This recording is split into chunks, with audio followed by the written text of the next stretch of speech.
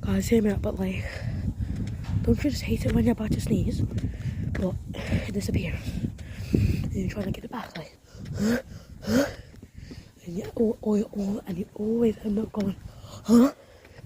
Like, why did it go? I just want to sneeze. Like when you have a blocked nose, you're trying to sneeze everything out, but your sneeze just disappears. And I hate it. Literally, it happened to me a few times, and I hate it. And if I sound different right now, it's because I'm sick and I have blocked nose. So let me know if this happens to you. And bye, guys.